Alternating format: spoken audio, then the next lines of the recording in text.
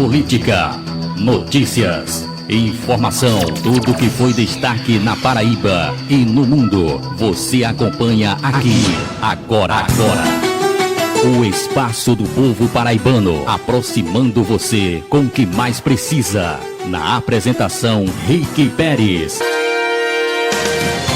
Está entrando no ar, o Gabinete Paraíba.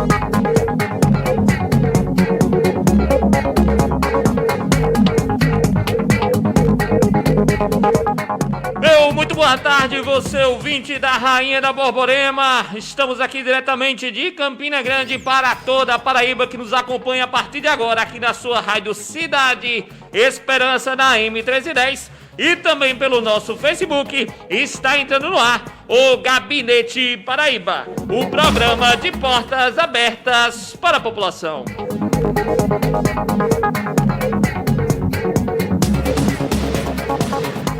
Muito boa tarde, você ouvinte da Rainha da Borborema, você que nos acompanha de toda a Paraíba. Estamos falando diretamente aqui dos estúdios da Rádio Cidade Esperança, diretamente aqui da nossa cidade. O dia hoje muito bacana, Negão do Café, o céu azul, tá bonito, um climazinho meio frio, tá legal, tá bonito. Dando boa tarde a você, nosso amigo ouvinte que nos acompanha a partir de agora. Estaremos juntos até às 18 horas, eu, Rick Pérez, e meu companheiro de bancada, Alisson Calado.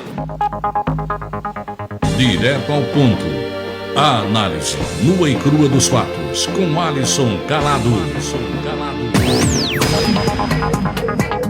Salve, salve minha Paraíba, salve Campina Grande, e você aí que está sintonizado nas ondas da Rádio Cidade Esperança na AM 1310 neste dia 7 de maio, quinta-feira aqui em Campina Grande, esse finalzinho de tarde gostoso na Rainha da Borborema. Sejam todos muito bem-vindos ao Gabinete Paraíba, o programa de portas abertas para a população.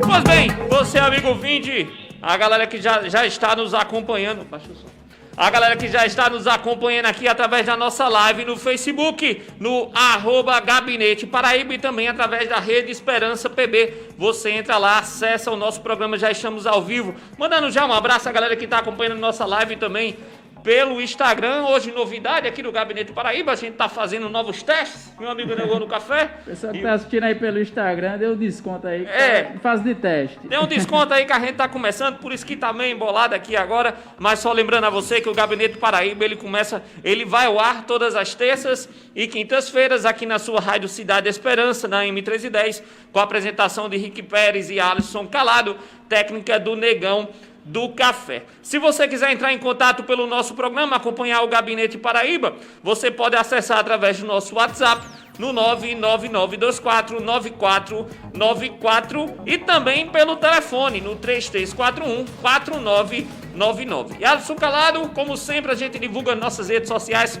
para o nosso amigo ouvinte estar sempre acompanhando o Gabinete Paraíba, encontrar também os nossos episódios e o nosso podcast. Como é que o povo faz? Pois é, meu amigo Rick Pérez, é o seguinte, você quer ficar conectado com as notícias do Gabinete Paraíba, a gente está em todas as plataformas disponíveis no mercado, é isso mesmo, estamos no Spotify, no Instagram, no Facebook e no YouTube, basta você digitar lá na barra de pesquisa Gabinete Paraíba, você curta na sua página, se inscreve no nosso canal, o que faz mais? Segue nossas publicações no Instagram, enfim. E, principalmente, se perdeu os nossos programas, você pode também reassistir em quadros específicos, o que nós estaremos publicando todas as quartas e sextas-feiras. Exatamente. Pois é, você pode mandar mensagem, ligar, acompanhar, só lembrando, estamos ao vivo no nosso Facebook, no facebook.com/Rede Esperança PB e também no facebook.com/Gabinete Paraíba.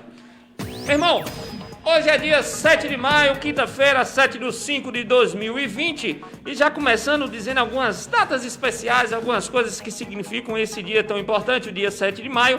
Hoje é dia da visibilidade da cannabis terapêutica no estado da Paraíba, olha que só. É isso mesmo. Bacana, não? É uma data que foi instituída no passado, né? Exato, a Paraíba é pioneira no cultivo e medicinal, né? No cultivo e na difusão dos medicamentos à base da maconha, da cannabis medicinal. Temos tanto a Abraço, a Associação Brasileira Amigos do Cannabis Esperança, temos também a Liga Canábica, que funciona aqui no nosso estado, e assim também, através da legislação, o estado da Paraíba também sai na frente, instituindo esse dia da visibilidade da cannabis terapêutica, que tem aqui no nosso estado, é nesse dia 7 de maio, e é muito importante exatamente pela necessidade de nós estarmos sempre difundindo essa política e sobre o uso desse medicamento que realmente tem salvado vidas e mudando a vida de muitas pessoas, e que a gente luta realmente para que ele possa se expandir por todo o país, para que a partir de então outras pessoas possam fazer uso de maneira mais livre desse medicamento. E embora essa data seja uma data comemorativa, hoje a gente não teve muito o que comemorar em relação à cannabis medicinal, né? Já que a Anvisa, quando colocou no mercado ontem, colocou a cannabis medicinal, o óleo da cannabis, como tarja preta e por um valor praticamente inviável para qualquer ser humano mediano aqui no Brasil poder consumi-lo por uma faixa de R$ 2.500. Isso é um absurdo. É um absurdo. É um remédio que salva vidas, que existem inúmeros depoimentos que registram isso, mas o obscurantismo parece que fala mais alto. E só você ter uma ideia aí para o nosso amigo ouvinte, Adson, que nos acompanha, para entender um pouco mais a questão desse medicamento, a Abraço, a Associação Brasileira Amigos do Cannabis, que é aqui de João Pessoa e que também tem sede aqui em Campina Grande, inclusive o maior cultivo ao ar livre de cannabis para uso medicinal vai ser aqui na nossa cidade, Campina Grande sendo pioneira também, Negão do Café, nesse sentido. E para você ter uma ideia, o medicamento da Abraço, ele sai uma média mensal no custo de R$200. Mensal. R$200, mensal. Porque, como é uma associação, as pessoas pagam para se associar e os associados têm o direito ao medicamento. E esse valor é R$200 mensal. A diferença, né? 10 vezes menos, sim, 11 vezes, na verdade, menos do que o valor que o medicamento que a Anvisa quer colocar para vender nas farmácias, né? Absurdo. Pois é, meu amigo. Já mandando um abraço aqui também pro Fernando Souza, que nos acompanha da live no nosso Facebook. Fernando Souza tá. Boa tarde, manda um abraço pra Chapolin do Mengão. Sou do Rio de Janeiro. Boa tarde, meu irmão. Um abraço pra você. Paulo Balestores também. Boa tarde, estou do Rio de Janeiro. Boa tarde, meu querido. José Carlos Santos, olá, boa tarde, meu irmão. Muito obrigado pela sua audiência aqui no Gabinete Paraíba. Dia 7 de maio também, em 2007, teve a instauração do Parlasul, do Parlamento do Mercosul. Esse importante parlamento que pouca gente conhece ainda a sua funcionalidade e o que é o Parlasul. É o Parlamento, Negão do Café, como se fosse uma assembleia dos deputados e senadores do Mercosul, né? Dos países que compõem o Mercosul, o Mercado Comum do Sul, Paraguai, Argentina, Brasil, Uruguai, Bolívia, enfim, são esses países que estão aí no Mercosul e o Parlasul ele serve exatamente para discutir políticas no âmbito da América do Sul, principalmente o que se refere também à integração regional, também é um dia para ser lembrado. Hoje também é dia do oftalmologista, então parabéns aí a todos os oftalmologistas pelo seu dia. E açucalado, Negão do Café, você sabia que hoje, dia 7 de maio, é o dia do silêncio? Olha aí. Pois é, amigo ouvinte, você sabia que no Brasil tem o dia do silêncio? Pois é, o dia do silêncio é hoje, 7 de maio, e essa é uma data aí para relembrar, principalmente a questão da poluição sonora, para que a população esteja sempre buscando diminuir a poluição sonora. Também é um dia para refletir, para que você medite mais consigo mesmo. Hoje é o dia do silêncio. Por fim, açucalado, eu vou deixar essa com você. Hoje também é o dia de nascimento da Eva Peron. Pois é, hoje é um dia histórico para uma das figuras mais emblemáticas aqui da América Latina. É o dia de nascimento de Eva Peron. Em 1919, nasceu na cidade argentina de Los Todos, a famosa Evita, atriz de grande sucesso e também uma das primeiras damas mais emblemáticas da história da Argentina. Evita, que infelizmente morreu aos 33 anos de idade, morreu muito jovem, de causas naturais mesmo. Ela teve uma carreira política meteórica durante um período curtíssimo de 7 anos. Ela simplesmente saiu de uma atriz B, de uma atriz não tão conhecida assim no cenário argentino, e se transformou numa das figuras mais populares da história da Argentina. Só para você ter noção, Rick, quando ela morreu em 1953, teve um golpe de Estado logo depois na Argentina, e sumiram com o corpo de Eva Perón. Tamanha era a adoração popular que se tinha por ela, e os militares deram um jeito de sumir com o corpo só veio reaparecer 20 anos depois na França, em 1971, quando finalmente acabou a primeira ditadura argentina, que depois teve outro golpe nos anos 80, e retornaram com o corpo de Evita Perón, junto com o do seu amado Juan Domingos Perón, que fez parte daquele caudilismo latino-americano durante o primeira metade do século XX. E nesse curto período de tempo ela saiu do anonimato para se tornar uma das mulheres mais importantes e poderosas do mundo. Pois bem, tá aí, tá feito o registro mais uma vez, bacana demais. Eu acho que o eco, Alisson Calado, a gente tá fazendo uma live aqui, gente, no Instagram também, tá fazendo o teste, e o eco que tá dando é porque os dois aparelhos estão próximos. Aí quando você fala aí, você tanto fala para esse som quanto para esse som aqui. Aí os dois vão junto, entendeu? Reverbera. Então tá esclarecimento aí o pessoal que tá vendo a live pelo Instagram.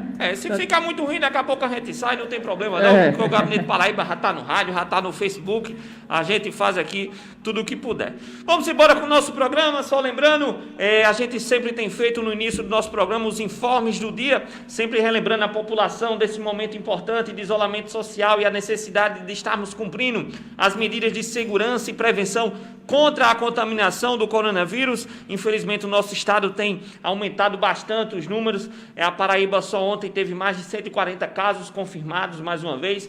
O nosso país infelizmente está chegando à marca dos 9 mil mortos, e 9 mil mortos, deixando claro, os 9 mil mortos de casos confirmados de pessoas que tinham coronavírus, tirando os subnotificados que infelizmente morreram e não tiveram nem como confirmar. E aí eu arrisco dizer, diante da subnotificação que temos visto em todos os estados brasileiros, que esse número realmente está aí para o dobro, o triplo desse número. Pois é, no mundo já são quase 4 milhões de pessoas infectadas pelo Covid-19. Os Estados Unidos têm 1 milhão e 200 mil casos confirmados, enquanto Espanha, Itália e Reino Unido apresentam cada um mais de 200 mil casos. O Brasil está entre os 10 países com mais casos registrados, sem contar uma enorme subnotificação que preocupa especialistas e leigos. É isso aí. Aqui no Brasil, as secretarias estaduais de saúde confirmaram no país 127 mil novos casos de coronavírus, o SARS-CoV-22, chegando a esse limite de 8.609 mortes. Para você ter noção, somente nas últimas 24 horas, de acordo com o balanço diário divulgado pelo Ministério da Saúde, foram somente ontem, 630 mortes. A gente saiu no programa aqui de terça-feira dizendo que a média estava entre 300 e 400. Veja o absurdo que a coisa vai se transformando, O Brasil, infelizmente, já é o segundo país com mais mortes diárias, somente atrás dos Estados Unidos, que nas últimas 24 horas teve uma média de 700 pessoas morrendo aí por conta da infecção do Covid-19, 13 das 20 cidades com maior mortalidade estão no Amazonas. Assim como Santa Rita, aqui na Paraíba, cidades do Maranhão, do Pará, do Ceará e bairros do Rio de Janeiro decretaram o chamado lockdown. E a quarentena, para a gente traduzir esse termo aqui tão simples, para não ficar precisando usar do inglês a todo momento, é o que é mais conhecido como quarentena, ou seja, só sai se for para fazer o serviço mais básico possível de comer ou de precisar ir ao hospital ou da farmácia. Só lhe interrompendo, hoje no Twitter saiu um termo aí muito conhecido das pessoas das pessoas que seguem as religiões de matriz africana, Negão do Café, que tentaram fazer trocar nesse lockdown que é muito americano e disseram assim, é o tranca-rua. É o tranca-rua. Tranca-rua, pronto. E quem conhece aí as religiões de matriz africana, com todo o respeito que a gente está falando aqui, realmente chamou a atenção e foi parar nos trending topics do Twitter hoje. Foi engraçado. E essas cidades do Maranhão, do Pará, do Ceará e Rio de Janeiro já decretaram lockdown, assim como aqui a cidade de Santa Rita. O ministro da Saúde, Nelson Teich, afirmou pela primeira vez que o fechamento deve ser adotada em localidades onde há incidência alta da doença. Ou seja, poucos leitos disponíveis e o número crescente de pacientes vai buscar um serviço de saúde e vai ter um momento que o lockdown vai ser necessário, vai ser inevitável, por conta justamente desse colapso, não somente sanitário, mas também funerário e, de um modo geral, econômico também, que ele vai provocar e é inevitável. Exato. Na Paraíba, o nosso estado já são 1.650 casos, 57 casos confirmados, com 101 óbitos registrados. Até o momento, são 79 cidades com pacientes contaminados pela Covid-19. Mais de um terço dos municípios, a taxa de ocupação nas UTIs, nesse momento, é de 51% e nas enfermarias, 25%. Em Campina Grande, a cidade registrou sua terceira vítima da Covid-19, que foi uma senhora de 101 anos de idade, aqui no Hospital Pedro I, né? Com ela, se registra a terceira morte aqui na cidade. Já são 78 casos confirmados, com a taxa de ocupação de leitos de 28% na UTI e de 11% na enfermaria. O Ministério Público, em parceria com o PROCON, recomendou medidas administrativas, sanitárias e de segurança para sepultamento de vítimas da Covid-19 em Campina Grande. Entre elas estão as seguintes medidas: a suspensão de cultos religiosos durante o sepultamento, para evitar aglomeração, a cerimônia de despedida com prazo máximo de 30 minutos, sem contato com a urna mortuária, caixão fechado durante o velório, e as pessoas deverão evitar contato, além de manter uma distância mínima de 1,5 m com o uso de máscaras faciais. Os locais de realização dos funerais deverão disponibilizar materiais de higienização, como álcool em gel, máscaras faciais para quem não tiver no momento, enfim. Foram decretadas essas medidas para justamente Campina Grande já se prevenindo para o que vem pela frente.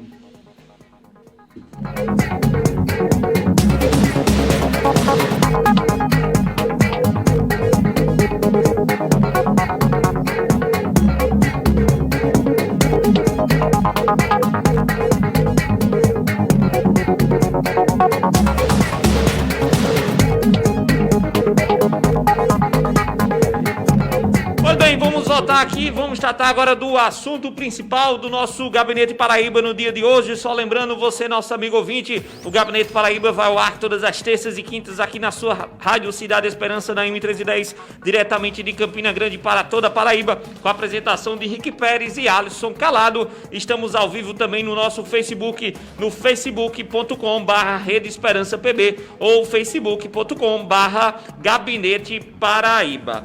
E hoje, o que foi destaque aqui em Campina Grande e que também reverbera na importância para os vários municípios vizinhos aqui da Rainha da Borborema, foi que o secretário estadual da Saúde, o doutor Geraldo Medeiros, participou de sessão remota na Câmara Municipal de Campina Grande, exatamente. Ele foi convidado pelos vereadores do município e participou via internet, né, através dos computadores, de sessão remota para explicar as iniciativas e medidas do governo do estado e aqui também em Campina Grande, que, como eu disse, reverbera em praticamente todos os municípios aqui da nossa região. A Câmara Municipal de Campina Grande realizou nesta quinta a sua sexta sessão remota, que dessa vez contou com a participação do secretário Geraldo Medeiros, que foi convidado a partir de requerimento aprovado na última quarta-feira, ontem, de propositura do vereador Alexandre do sindicato. A sessão teve início por volta das 9h30 da manhã desta quinta e começou com um balanço geral dos dados da Covid-19 na Paraíba. Em seguida, foi a vez dos vereadores fazerem perguntas ao secretário e o Gabinete Paraíba identificou 5 pontos de destaque na videoconferência, que são estes e que vamos comentar agora em seguida, para que você possa, amigo ouvinte, entender muito bem o que aconteceu nessa sessão. Entre as medidas tiveram medidas sanitárias do governo, isolamento domiciliar, equipamentos para a saúde, a curva de contágio de Campina e João Pessoa, além também das fake news, que o secretário Geraldo Medeiros fez questão de desmentir algumas fake news que começaram a rolar. Vamos começar com as medidas, Adson? Vamos lá. O primeiro ponto dessas medidas sanitárias do governo, que o doutor Geraldo Medeiros confirmou, foi a respeito dos testes rápidos, né? Ele afirmou que o Estado deve estar recebendo, nos próximos dias, já na próxima segunda-feira, 110 mil testes rápidos, somando ao todo 310 mil que já estarão sendo disponibilizados progressivamente e distribuídos por toda a Paraíba. A intenção é intensificar a testagem rápida com 2 objetivos. O primeiro objetivo seria identificar o maior número de pessoas para isolá-los e evitar a transmissão, e depois identificar os territórios onde está havendo esse tipo de circulação viral, para melhor identificar também onde está concentrado o contágio do corona, né? O secretário afirmou que inicialmente tem se priorizado a realização desses testes em profissionais da saúde, obedecendo alguns critérios. Aqueles que se sentirem infectados e apresentarem alguns dos sintomas, com um prazo mínimo de 8 dias iniciais após o início destes sintomas. Ele é submetido à testagem, se resultar em negativo é liberado e volta ao trabalho, e se der positivo retorna ao isolamento. Lembrando que esses testes que estão sendo feitos é basicamente com profissionais da saúde. Há ainda uma dificuldade grande para comprar testes rápidos nesse período, e que estas compras foram realizadas há 30 dias atrás e só agora estão chegando, veja só. Só agora estão chegando. Uma outra informação relacionada a esses testes, dada pelo secretário, foi que o governo pretende iniciar também a testagem em massa da população, usando a metodologia do drive-thru, que é aquele estilo fast food, né? McDonald's. Tanto aqui na capital de João Pessoa, como aqui em Campina Grande, já nas próximas semanas, sem confirmar ainda quando seria e como seria. Bem, Adson, esse primeiro ponto aí, ele traz realmente questões importantes, principalmente no que se trata da necessidade realmente da população de fazer esses testes rápidos.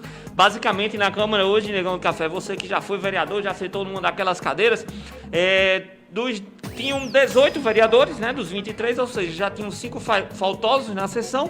E uma coisa que eu gostaria de comentar é que dos 18, apenas 13 fizeram perguntas, ou seja, ainda tiveram 5 que se abstiveram de perguntar, de falar, de fazer alguma coisa. Aí eu fico me questionando, né, o cara é vereador, eleito para estar lá, para defender os direitos, para fazer o seu papel, aí o cara simplesmente liga o computador e não vai fazer nada, né? Porque a oportunidade que ele tem de participar, de tirar a dúvida da população, de chegar para a sua base, para o povo que lhe apoia, que lhe vota, para dar uma explicação, uma orientação, o cara perde a oportunidade, porque isso para mim é perder a oportunidade. Então deveria ter feito os outros 5, que já faltaram, obviamente com suas justificativas, mas para estar lá, só para fazer presença, só para tirar a foto, era melhor nem ter ido. Mas uma das coisas realmente que chamou a atenção foi que na maioria das perguntas, muito se questionou desse ponto dos testes rápidos.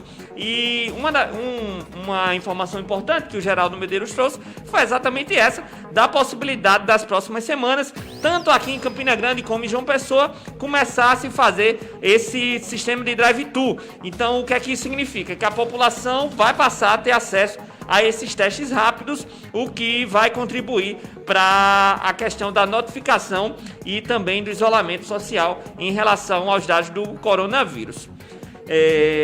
Outro ponto aqui, o Dr. Geraldo ainda afirmou que está disponível para acesso dos usuários o aplicativo Monitora Covid-19, que dá acesso aos usuários, que tem como objetivo fazer com que os usuários tenham acesso aos dados em tempo real dos casos de suspeita e casos confirmados aqui na Paraíba, além das cidades que já possuem casos confirmados do Covid-19. E também através dele você pode ter um atendimento prévio sobre possíveis sintomas e outras informações. O aplicativo é promovido pelo governo do estado dentro da parceria do Consórcio Nordeste. E um outro dado apresentado e que chamou bastante atenção também, Adson Calado, e a gente vai trazer até esse comentário mais posteriormente para a gente falar um pouco mais sobre isso, foi que a Secretaria de Saúde realizou testagem de 59 venezuelanos residentes em João Pessoa. Olha que grave, Negão do Café. 59 venezuelanos, desses que vieram aí, desse processo que tem ocorrido na Venezuela. E desses 59, 56 testaram positivo para a Covid-19. Ou seja, quase 100%, né? Uma média aí... Rick, só uma correção, apesar do secretário estadual ter dito que eram 59, na verdade eram 49. 49. E 40 estão com Covid-19. 49 e 40 no caso. 49 e 40, isso. Pois bem, ainda é um número assustador, óbvio. O secretário falhou nessa questão, deve ter errado, se confundido, porém, não deixa de ser um número alarmante de 49, você ter 40 pessoas que testaram positivo, o que para ele exemplifica a capacidade de contaminação do novo vírus e a preocupação com a curva de contágio no nosso país. O que é que você achou disso, Alisson? Pois é, a situação vem se alarmando, né? Uma coisa que ele disse também, a qualquer momento aí, Campina deve estar preparada para um lockdown também, né? Algo que não se descarta lá na frente. Pois, outro ponto que ele destacou foi justamente sobre isso, sobre a questão do isolamento domiciliar, o isolamento social, né? Como a gente também vem chamando aqui. Porque, segundo o governo, o número ideal de adesão para o isolamento social deveria ser de 60%. Mas nas últimas semanas, como comentamos aqui no nosso programa, a taxa que está chegando é no máximo de 40%. Então, desse índice que tem sido alcançado na Paraíba, o secretário observou que a gente tem falado aqui muito tempo, né, no programa, principalmente aí o pessoal no Açude Velho, que de cada pessoa que está circulando aqui nas ruas de Campina Grande, de 100 pessoas, 74 estavam sem uso de máscara. Mas isso aí foi no Açude. No Açude Velho. No Açude. Voltando do Açude Velho. O secretário estadual da Saúde ressaltou o seguinte, que os reflexos vão surgir somente daqui a 15, 20 dias depois. Há uma pouca adesão do isolamento domiciliar, disse o secretário. Há uma forte circulação de pessoas na rua João Pessoa e no Açude Velho. Então, o vírus não perdoa esse tipo de atitude. Como a gente sabe, quem é pobre, quem é rico, quem é bonito, quem é feio, quem é de direita e quem é de esquerda, está todo mundo exposto a esse tipo de contágio e de contaminação. Então, todo cuidado nesse momento é pouco. Pois é, um dos outros pontos que o secretário também trouxe foi ele participou praticamente, acho que foram quase 2 horas, negando café, dessa sessão, é que ele disse o seguinte, tendo em vista o aumento e o pico de casos por região, o foco da secretaria tem sido, nesse momento, João Pessoa, Cabedelo, Bahia, Santa Rita e o Conde. Essa região metropolitana da capital paraibana, tendo em vista que mais de 1.000 casos se concentram só nessa área. João Pessoa já está chegando próximo dos 1.000 casos, apenas João Pessoa. E onde tem sido também instalado quase que diariamente novos leitos. A exemplo dos 30 leitos novos que foram abertos, que já estão ocupados na cidade. O estado já possui barreira sanitária em Alhandra, Cuité, Nova Floresta, Cajazeiras, Pombal. São 6 barreiras compostas pela Polícia Rodoviária Federal, Bombeiros e a Gevisa, borrifando álcool em gel nos carros e aferindo a temperatura daqueles que entram em território paraibano. Aqui em Campina Grande, o estado está investindo 6 milhões de reais em reforma do trauma. A área para o Covid-19 está pronta e os aparelhos instalados. Porém, a inauguração ocorrerá somente na próxima semana. Além do Hospital das Clínicas de Campina Grande, que já vem sendo realizado um estudo para reforçar o hospital. E também já vem sendo realizado um estudo para reforçar o hospital na cidade de Patos. Alisson Calado, é importante essa informação para a gente repercutir um pouco mais para o nosso ouvinte entender bem. Nesse momento, o governo tem focado nessa área da região metropolitana, onde o pico tem se agravado de uma maneira alarmante, mas, como foi perguntado e questionado também pelos vereadores, a região de Campina Grande, ela comporta praticamente 70 municípios. Isso. Nesse cuidado e prevenção, onde a Secretaria de Saúde concentra sua atenção em Campina Grande para atender toda essa outra região. E por que é importante isso, Alisson? Como a gente já estava comentando na semana passada. Porque vem muita gente de fora aqui para Campina Grande, não é verdade? Isso. E por conta disso... Mas principalmente das cidades interioranas. Exato. E por conta disso, esse cuidado aqui no nosso município, ele precisa ser... o cuidado hospitalar, ele precisa ser fortalecido, porque como os casos têm se espalhado por todos os municípios, nem todos eles possuem hospital preparado para fazer esse atendimento. O que redobra também a necessidade de cuidado dessas pessoas nessas cidades, você, meu amigo ouvinte, que escuta aí de toda a Paraíba, para que você realmente se previna, porque se você pegar a doença, você vai ter que viajar um bocado e você vai estar competindo com gente de mais de 80 municípios para arranjar uma vaga aqui em Campina Grande. Então, tem que ter clareza da realidade.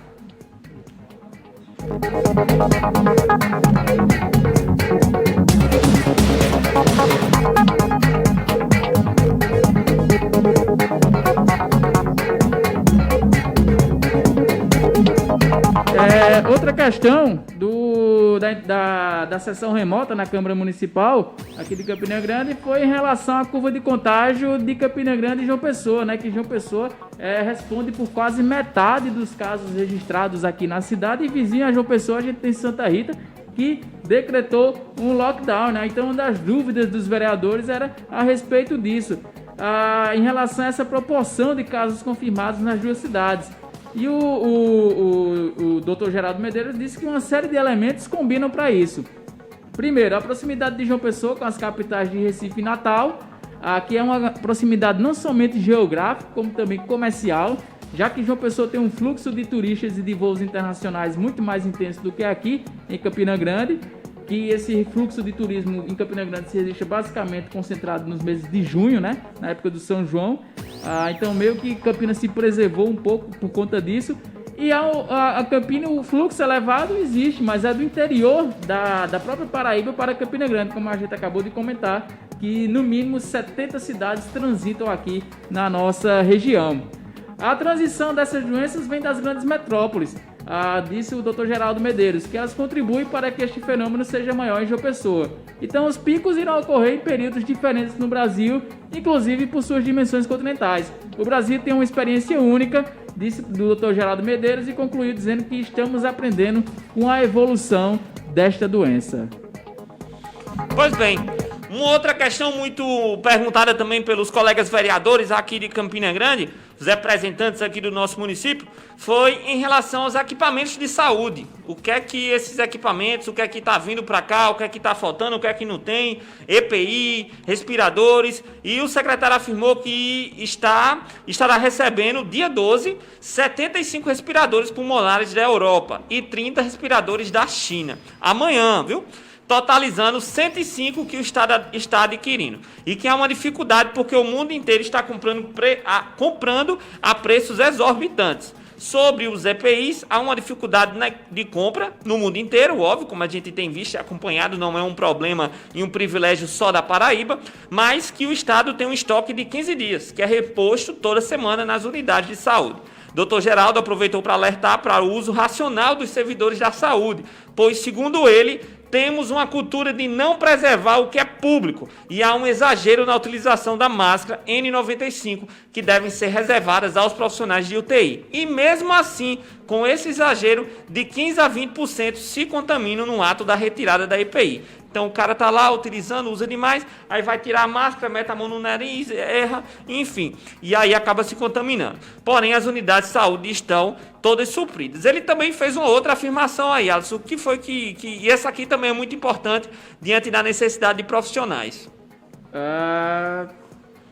Outra afirmação do secretário foi a respeito da dificuldade de vários estados, né, em conseguir profissionais da saúde para atuar enquanto servidores no combate ao Covid-19. O Dr. Geraldo disse o seguinte, que realizaram 2 chamadas públicas, mas que não foram preenchidas em algumas áreas, principalmente médicos intensivistas. O Ministério do Trabalho se recusa a aceitar pessoa jurídica nesses chamamentos, ou seja, contratar uma empresa, né, um CNPJ que poderia, digamos, terceirizar essa questão. Então, ficou para essa discussão para mais tarde, que era algo que ele, inclusive, faria logo depois da videoconferência iria acabar mais cedo por conta dessa reunião que ele teria com os representantes do Ministério do Trabalho, e para ver se encontrava um ponto convergente que pudesse minimizar essa questão de contratar profissionais da saúde, já que também tem muita gente que não quer ir porque tem medo de se contaminar, né? A gente vê que o Brasil, inclusive, saiu uma notícia ontem, que é um dos países em que os seus profissionais estão mais sendo contaminados, ficando somente atrás da Itália. Sim. Mesmo com todo o cuidado que se tem na hora de retirar o EPI, muitas vezes esse contágio vem na hora que se retira o EPI. Um pequeno vacilo que se dá naquele momento e acaba ficando exposto à Covid-19.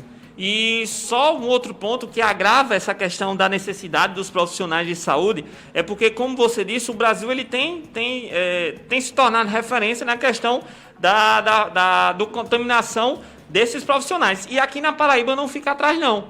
Saiu uma notícia ontem, Negão no Café, que aqui na Paraíba subiu para 160%.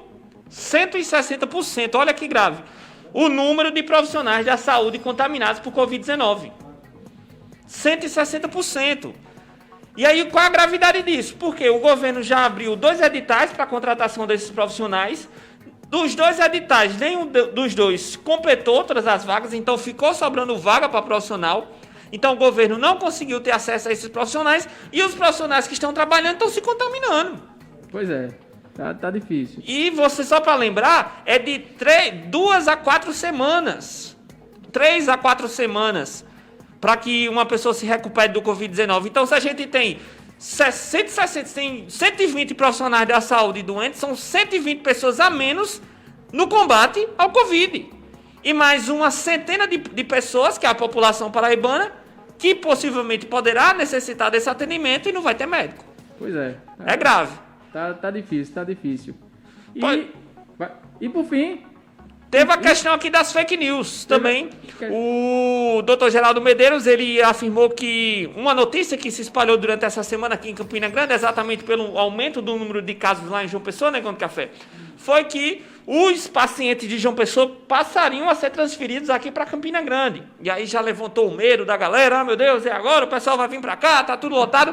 E o doutor Geraldo disse, não, é mentira isso aí, não tem nada disso, ninguém está planejando nada disso, isso aí é fake news, o pessoal inventou, e enfim, para tranquilizar a população de Campina Grande. Porém, levando em consideração que, independente de nós termos vagas, é importante que a gente mantenha com essas vagas aí, porque quanto mais vagas, menos pessoas estão contaminadas e doentes.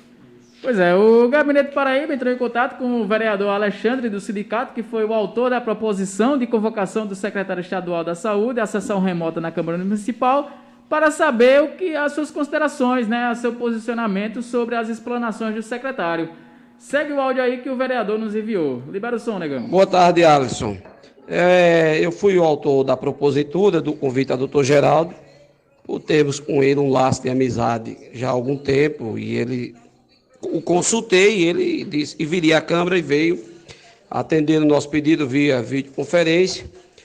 Bastante esclarecedor todas as nossas perguntas que foram formuladas pelos colegas vereadores.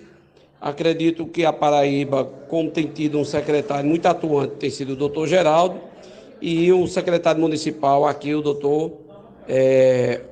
Rodrigo Reu, que tem feito um trabalho brilhante em nossa cidade. De maneira que tivemos na manhã de hoje uma ação importantíssima no que se refere a o que está sendo discutido, o que está sendo feito logo pelo secretário de Saúde. Na quinta-feira passada foi o secretário municipal, doutor Rodrigo, e agora o secretário de Saúde, doutor Geraldo Medeiros. De sorte que nós temos tido, graças a Deus, num momento muito difícil, 2 secretários operosos e atuantes.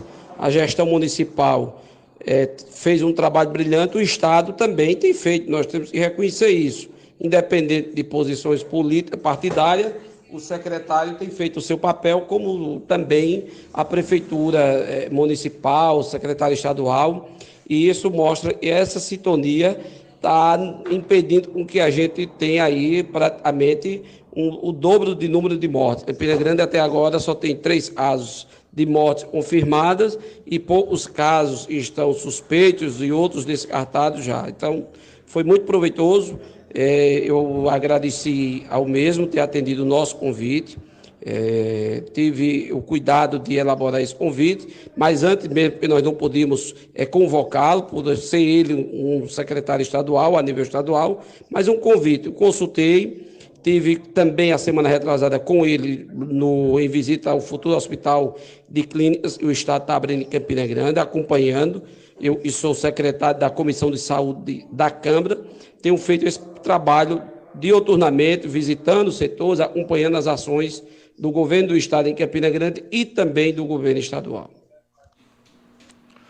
Pois bem, essa foi aí a mensagem que o vereador Alexandre do sindicato, que foi o propositor desse convite ao secretário Geraldo Medeiros, mandou através do nosso contato com o Gabinete Paraíba, e basicamente foram essas as informações, os principais destaques que o secretário Geraldo Medeiros levou para essa explicação hoje na Casa Félix Araújo, e que o Gabinete Paraíba passou agora aqui para você.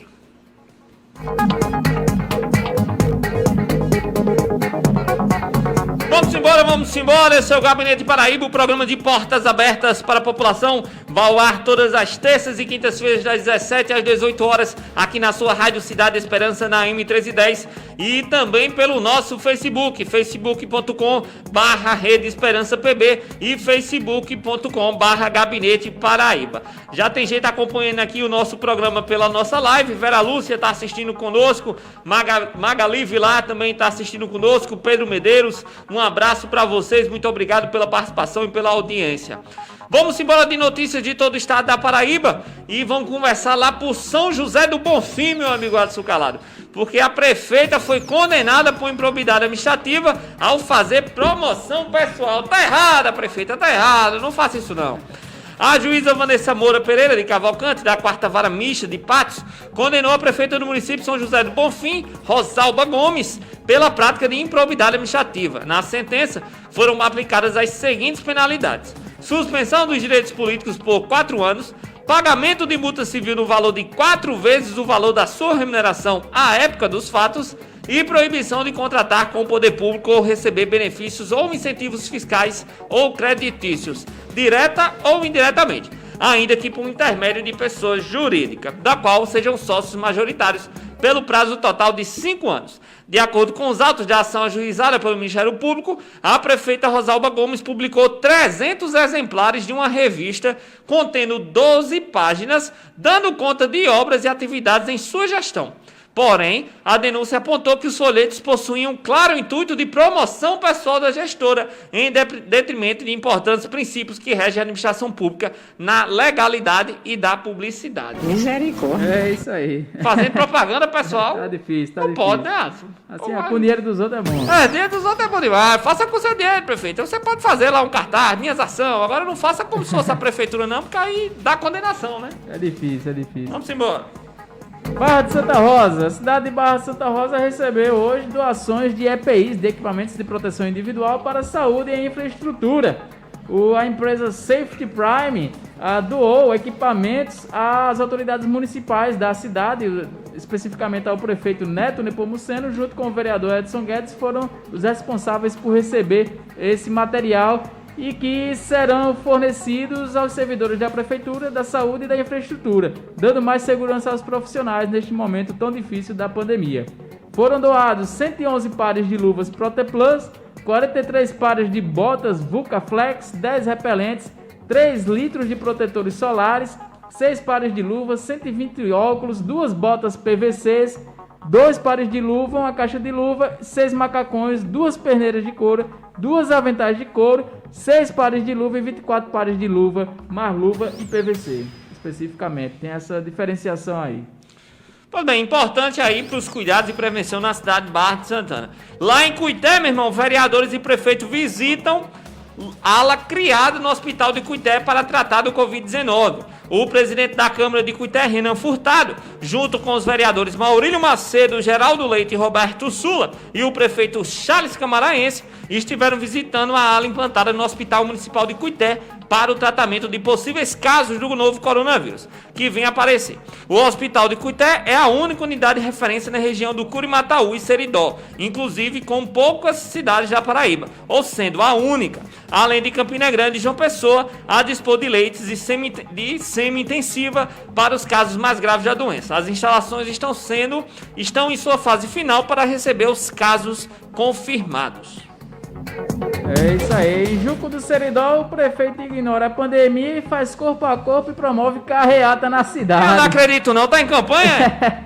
É brincadeira, meu Deus. Ô, prefeito, não faça isso não, meu querido. Ele tava empolgado, Rico, tava empolgado. Ele conseguiu o mandato de segurança aí na justiça e conseguiu também que o cargo lhe fosse devolvido, né? O prefeito Kleber Medeiros saiu às ruas para comemorar com seus correligionários. Era bom que perdesse agora pelo ato. Embora estivesse usando máscara, o prefeito quebrou protocolos de saúde, desrespeitando orientações de medidas sanitárias em plena pandemia. Inclusive na cidade de Junco do Seridó, que já tem 3 casos confirmados por lá, né? Ele visitou apoiadores, abraçou, fez algumas aglomerações, mas fica aqui o recado que não é para se fazer, comemora em casa, faz uma live comemorando esse resultado aí, porque acabou botando em risco aí a vida de muita gente, né? Pois é. Então é isso.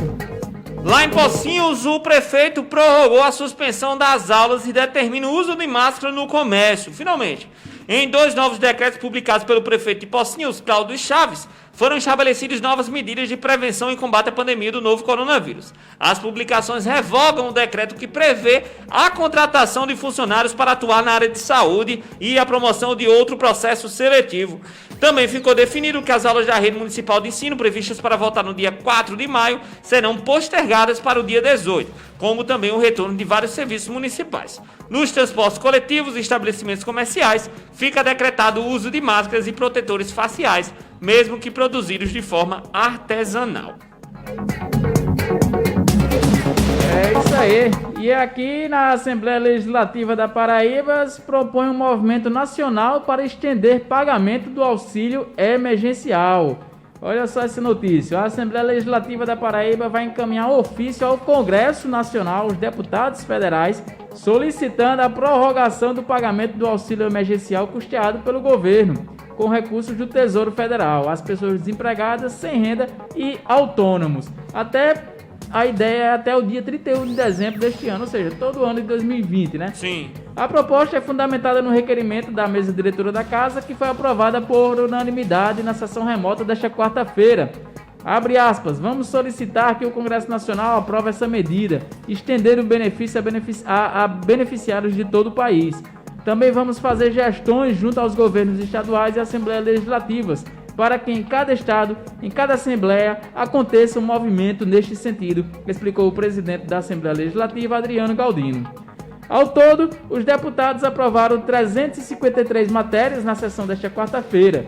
O deputado Jeová Campos, que idealizou a proposta assumida pela mesa diretora, lembrou que os 3 meses de pagamento do auxílio emergencial não serão suficientes para minimizar os prejuízos econômicos causados pela pandemia. Eu gostei desse movimento Boa aí. ideia, boa ideia. Eu acho importante, eu acho que tem que ser levado mesmo, porque ao que tudo indica, e principalmente pelo fato do crescimento do número de coronavírus, infelizmente também pela falta de compreensão de uma parte da população que não respeita o isolamento social, eu acho que de fato a gente vai passar por um bom tempo ainda aí nesse processo de isolamento, contaminação e cuidado com o coronavírus, e de fato isso vai atingir a economia.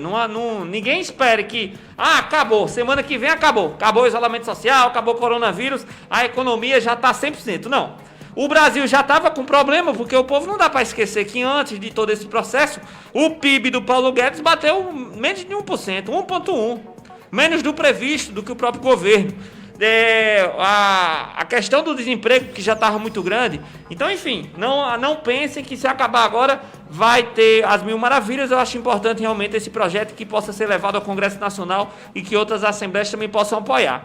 Uma informação também lá de Remígio, Watson Calado, que eu vi, a gente publicou aqui na última terça, né, que o presidente da Câmara de Vereadores se contaminou, tá com Covid-19. E hoje confirmou mais 2 casos lá em Remígio e 2 vereadores. Eita. Mais 2 vereadores. Os caras estavam fazendo sessão tudo junto, apertando a mão, se abraçando. Ah, meu vereador, meu presidente, aquela coisa toda. Tá todo mundo contaminado agora. Pois é. É triste, né? Lascou. Lamentável. Pois é, esse foi o giro de notícias da Paraíba, né? Notícias do Cariri, do Sertão, do Seridó e do Agreste paraibano. E agora a gente retorna a Campina Grande novamente. Vamos falar sobre a situação dos venezuelanos aqui em Campina Grande, né? Na videoconferência de hoje, o secretário estadual Geraldo Medeiros comentou, como a gente falou mais cedo, sobre a situação dos venezuelanos que estão abrigados em João Pessoa, né? Num dado alarmante que ele informou que dos 49 que lá estavam abrigados, 40 foram confirmados com a Covid-19, né?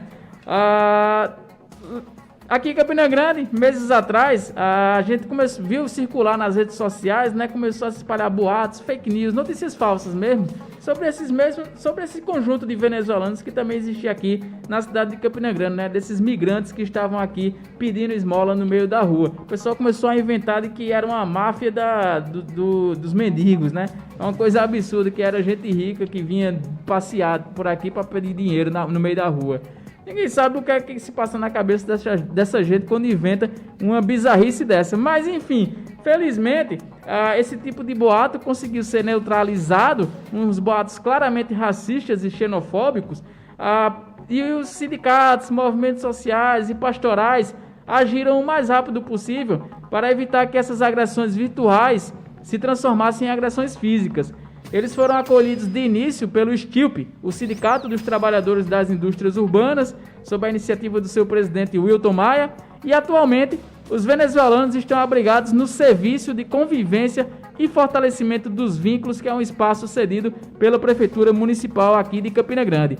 O Gabinete Paraíba entrou em contato com Oswaldo Bernardes, que é o coordenador do Movimento dos Atingidos por Barragem, que é o MAB, que nos explicou um pouco sobre, primeiro, existem dois tipos de venezuelanos aqui na Paraíba, é bom que fique claro para os ouvintes, né? Existem os venezuelanos urbanos, que são aqueles que têm o nosso modo de vida, o nosso modo de viver, que ficam perfeitamente adequados ao ambiente que se inserem.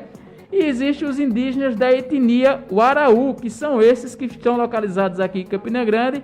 E o Oswaldo nos explicou, nos esclareceu como está a situação dos mesmos aqui na cidade e como é que, se existe digamos assim, algum perigo também de haver uma contaminação de Covid-19 por parte dessas pessoas. Eu vou soltar aqui o áudio do Oswaldo Bernardes e depois a gente volta para comentar a respeito.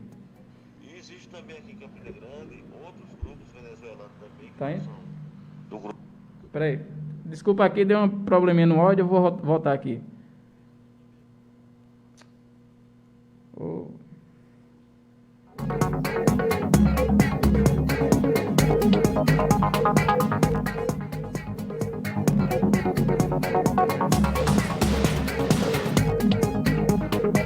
A gente tá só organizando aqui, parece um probleminha técnico rapidamente, mas já estamos de volta. Rapidinho, já vou passar esse áudio aqui, exatamente para exemplificar isso que o Alisson Calado nos trouxe. E existe também aqui em Campina Grande outros grupos venezuelanos também, que não são do grupo indígena Uarau, que são, como eu te falei, que eles são urbanos, né, que moravam na cidade. Tem outra cultura diferente, tá certo? Então esse grupo estão aqui em alguns bairros, em Santa Terezinha, na Vila Santa Terezinha. Eles estão também aqui em Puxinanã. E até a Igreja dos Mormons ajuda um grupo desses venezuelanos urbanos. Esses grupos venezuelanos urbanos, quem trouxe eles para Paraíba, para outros estados do Brasil, foi a Igreja dos Mormons. Tá certo? Então, assim, em relação à questão, como é que eles estão se virando? Eles estão de quarentena, né? Estão de quarentena. Mas, assim mesmo, eles não respeitam muito essa questão da regra, porque a cultura deles é muito diferente. Então, assim, foi muita crítica realmente que a sociedade fez contra ele, a própria imprensa, por não entender a cultura. Nós aprendemos muito com ele, eu e o Wilton aprendemos muito com ele. O Wilton teve um papel fundamental de acolher os venezuelanos, o Uarau, no sindicato. Eles estavam nas ruas aqui desde o início de janeiro, né? Que a sociedade civil se juntou, um grupo se juntou para ajudar eles com a alimentação. Muitas vezes a gente fazia alimentação para eles não comiam. E a gente ignorava porque não entendia a cultura deles, né? Eles gostam muito de macaxeira. A cultura deles de comer é macaxeira. O cuscuz que ele come é diferente do que a gente faz. A gente aprendeu isso na prática, eu e o Wilton principalmente aprendemos isso na prática. Macarrão com sardinha eles gostam, né? Frango. A sopa que eles fazem é diferente da gente, né? Então, assim, muitas vezes a gente não consegue entender eles e fazer uma crítica muito forte em relação a isso aí. E a gente está esperando, assim, esse resultado hoje, né? A prefeitura está reformando uma escola municipal lá na rua Conde Monte Cristo, no Jeremias, para alojar, não todos, mas são umas 15 pessoas lá, porque o espaço é pequeno, e a gente não sabe como é que vai ficar esse restante de pessoas aqui, desse grupo Uarau. E a situação dele não é fácil, né? A prefeitura agora quem está assumindo a alimentação, porque a gente não conseguiu dar conta, a sociedade civil não conseguiu dar conta disso, então quem está ajudando, quem está bancando é a prefeitura, né? A prefeitura através das SEMAS. Mas quem, assim, deu um pontapé inicial para dar dignidade a eles foi a pessoa de Wilton. Foi fundamental, né? O Wilton fez isso, certo? No início o Wilton cedeu só um quarto do sindicato para uma família com 4 pessoas, né? E foi aumentando, aí o Wilton com um coração grandioso, sem querer, né, enfrentando problema no próprio sindicato, mas cedeu, foi aumentando, daqui a pouco estava em 20 famílias, quase 20 famílias lá, de 20 pessoas dentro do sindicato. Ele arrumou outro espaço mais embaixo, as famílias ficaram lá, sem pagar energia, sem pagar aluguel, sem pagar água, né? O sindicato bancando tudo isso. E chegou um momento que o Wilton viu que estava sendo desumano para ele nos espaços, um espaço muito apertado com muitas famílias, né? Muita gente. Aí a gente conseguiu levar eles para esse centro de convivência, quem está assumindo é a prefeitura. E a prefeitura já era para ter entregue esse outro espaço, essa escola reformada, para ficar lá, para eles ficarem lá, né?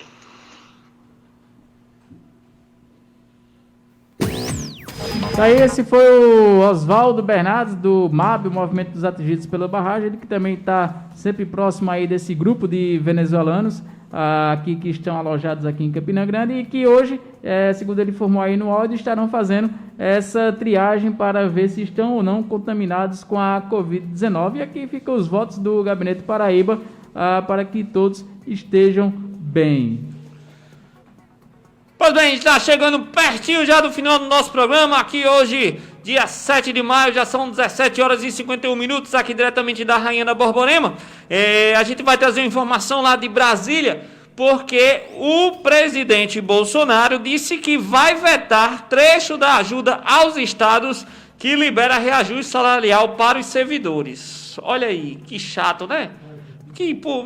Por que o presidente Bolsonaro, tão bom o presidente Bolsonaro, o mito, tá negando ajuda aí para os servidores? Porque o que foi que aconteceu? O presidente Bolsonaro afirmou nesta quinta-feira que vai vetar o trecho do projeto de ajuda aos estados que abre a possibilidade de reajuste salarial para diversas categorias de servidores públicos, mesmo em meio à pandemia do coronavírus. A versão inicial do projeto previa que a ajuda financeira da União a estados e municípios tinha, entre as contrapartidas, o congelamento do salário dos servidores. Durante a tramitação no Congresso, parlamentares incluíram no texto categorias que poderiam ter o reajuste. O projeto foi aprovado nesta quarta e antes de Bolsonaro afirmar que vai fazer o veto, o ministro da Economia, Paulo Guedes, já havia dito que sugeriria o veto. Guedes defendeu que o funcionalismo público fique sem aumento salarial até dezembro de 2021. Para o ministro, a medida vai ajudar o país a atravessar a crise gerada pela pandemia do coronavírus. E olha só, rolou uma grande contradição. De acordo com o líder do governo na Câmara, o deputado Vitor Hugo, do PSL de Goiás, Bolsonaro tinha dado aval para incluir no projeto as categorias que poderiam ter um aumento salarial. Entre as categorias estão policiais e profissionais da saúde. Ele disse, deste plenário, o major Vitor Hugo disse, né? Eu, deste plenário, liguei para o presidente da República e me certifiquei que essa era a melhor solução. E o presidente, 22 horas de ontem, terça-feira, falou, Vitor Hugo, faça dessa maneira e vamos acompanhar para privilegiar esses profissionais que estão efetivamente na ponta da linha. E isso aconteceu, afirmou o deputado na quarta. De acordo com o parecer, os seguintes servidores poderiam ter o reajuste salarial. Seriam eles, Adson. Os funcionários públicos da área da saúde, os funcionários públicos da área de segurança, militares das Forças Armadas, servidores da Polícia Federal, servidores da PRF, a Polícia Rodoviária Federal, guardas municipais, trabalhadores da educação pública, como os professores, principalmente, agentes socioeducativos, profissionais de limpeza urbana e de serviços funerários, profissionais de assistência social e servidores das carreiras periciais, como os peritos criminais. Pois é, seriam esses funcionários, essas categorias que estariam nesse decreto. Como você pode perceber, sempre ele privilegia o militar, polícia, como se só os funcionários da segurança pública fizessem alguma coisa nesse país. E aí é importante a gente estar citando mesmo isso, porque é muito me estranha. Porque em todos os tipos de benefício ao funcionalismo público, o governo Bolsonaro só beneficia principalmente os servidores da área de segurança. E não é por aí. E eu aqui não estou dizendo que esses funcionários não mereçam esses benefícios, mas só esses funcionários? Os militares ficou de fora da Reforma da Previdência. Da reforma da Previdência. E é quem dá mais rombo. Sim, e ficou de fora do congelamento. Ficou de fora disso. Teve permissão do aumento salarial. Meu Deus, só tem militar nesse país? É corporativismo. Só tem militar nesse país? Então, você que é servidor público que está ouvindo esse programa agora, começa a cobrar seus direitos também? Porque parece que o nosso presidente só olha para uma categoria do funcionalismo público. Tá errado. Tá errado isso aí. Não dá para beneficiar só um tipo de grupo, não. Mas, tirando esse momento aí, ele, como sempre, voltou atrás, porque uma hora disse que vai dar o aumento, que permite, e outra hora volta atrás e disse que cortou, vai vetar. Então, esse aí é o presidente Bolsonaro, né? Infelizmente. Uma última notícia, Açucalado, infelizmente teve a morte do jornalista Wills Leal. É isso mesmo, o Rick Pérez, infelizmente no dia de hoje, o Wills Leal morreu aos 83 anos de idade em João Pessoa. Esse sujeito que é um dos pilares aqui da cultura paraibana, especialmente na área do cinema, né? Ele tem uma grande contribuição como crítico e como também historiador do cinema.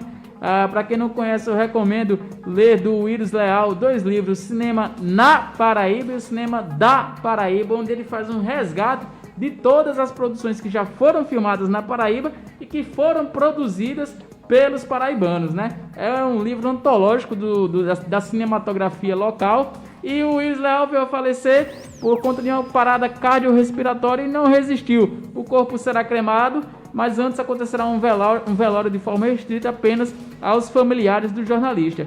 Ele talvez seja mais conhecido do grande público, talvez uma das suas obras idealizadoras, para quem não sabe, também foi a Hollywood nordestina, a Hollywood com R, que fica localizado lá em Cabaceiras, né?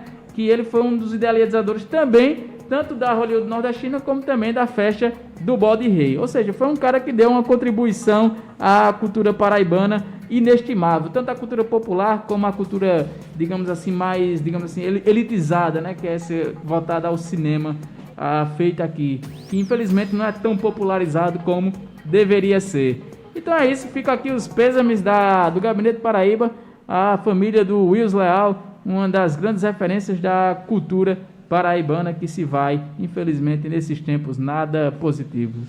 Pois é, tá feito aí o registro, infelizmente parece que a cultura tem perdido grandes nomes, né? Perdeu bastante, né? A cultura... De um mês pra cá morreu Moraes Moreira, Aldir Blanc, o Flávio Migliatti, enfim, é infidável, parece um rolo compressor. Toda semana, infelizmente, um caso desse, tá feito o registro, o nosso lamento aqui no Gabinete Paraíba. Pois bem, estamos chegando ao final do nosso programa, meu irmão Negão do Café. O Gabinete Paraíba vai voltar na próxima terça-feira. A você, nosso amigo ouvinte, muito obrigado pela sua audiência aqui em Campina Grande e por todo o nosso estado. Você vai ficar ligado agora com a programação da sua Rádio Cidade Esperança. E lembre-se sempre, gente, cuidado, prevenção, se puder, fique em casa, use máscara, passe álcool em gel, respeite o distanciamento, lave suas mãos, vamos nos cuidar, vamos nos prevenir e principalmente pensar coletivamente para que logo logo a gente saia dessa situação. Açucalado, muito obrigado mais uma vez e até terça-feira, não? Até semana que vem, né? Terça-feira estaremos de volta aqui nessa mesma praça, nesse mesmo banco que é o Gabinete Paraíba na Rádio Cidade AM 1310. Se você perder nosso programa, vai no YouTube, no Instagram, no Facebook, no Spotify, segue a nossa página, curte a nossa página, se inscreve no nosso canal, que lá todas as quartas e sextas estão disponíveis as principais matérias comentadas aqui nos programas das terças e quintas. Então é isso, eu deixo aqui o meu tchau para o Negão do Café, para Rick Pérez e para você, ouvinte aí que esteve sintonizado nas ondas da Rádio Cidade Esperança. Tchau! Tchau!